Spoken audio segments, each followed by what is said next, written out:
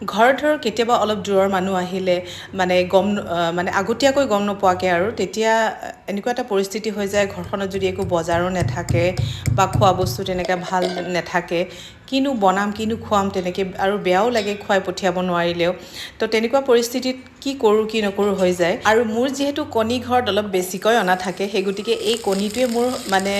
বিপদত সহায় কৰে বুলি ক'ব লাগিব আৰু তো যিয়ে নহওক আজি কণীৰ এখন তৰকাৰী বনাম আৰু গেষ্টটো আহিছে একচুৱেলি তো খৰধৰকৈ এই কণী তৰকাৰীখনকে বনাইছিলোঁ লগতে ভিডিঅ'ও খৰধৰকৈ কৰিছোঁ মনে মনে গম নোপোৱাকৈ তো যিয়ে নহওক ভিডিঅ'টো এতিয়া আপোনালোকৰ লগত শ্বেয়াৰ কৰিবলৈ লৈছোঁ মই প্ৰথমতে এয়া মটৰ লৈছোঁ কেইটামান লগতে আৰু ইয়াতে আদা নহৰু পেষ্ট আৰু গাজৰখিনিও আগতে ফ্ৰাই কৰি লৈছিলোঁ অকণমান তো তেনেকৈ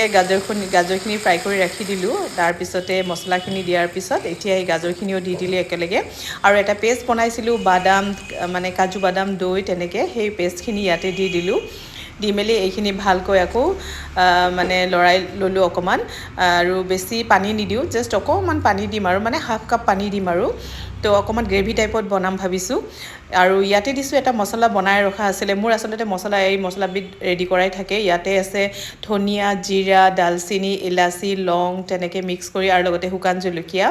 তো এই মছলাবিধ মোৰ প্ৰায় ৰেডিয়ে থাকে আৰু সেই মছলাখিনি দি দিছোঁ লগতে সোৱাদ অনুসৰি নিমখ আৰু এনেকৈ অকণমান গ্ৰেভি টাইপত ৰাখিছোঁ আৰু তো ইয়াতে এতিয়া দিম বইল কৰি ৰখা কণী সঁচাকৈ মোৰ হাজবেণ্ডে যে এই কণী বেছিকৈ আনি ৰাখে সেইকাৰণে মানে মোৰ সুবিধা হয় গেষ্ট আহিলেও কিবা এটা ভাবি চিন্তি তেনেকৈ বনাই দিবও পাৰোঁ আৰু হঠাৎকৈ তো আজি মোৰ তেনেকুৱাই পৰিস্থিতি হৈছিলে সেইকাৰণে কণীৰ তৰকাৰীখনকে বনালোঁ আৰু লগতে বনাইছোঁ অকণমান ভেজ ফ্ৰাইড ৰাইচো বনাইছিলোঁ কিন্তু সেয়া বাৰু ভিডিঅ' কৰা নহ'ল কাৰণ ইমান খৰধৰকৈ ভিডিঅ' কৰা নাযায় তথাপিতো লুকাইছোকৈ ভিডিঅ'টো কৰিছোঁ আৰু গেষ্টক এৰি আৰু শেষত ভিডিঅ'টো চাই কেনেকুৱা লাগিল আপোনালোকক জনাবলৈ নাপাহৰিব মানে কমেণ্ট বক্সত এবাৰ হ'লে জনাবচোন দেই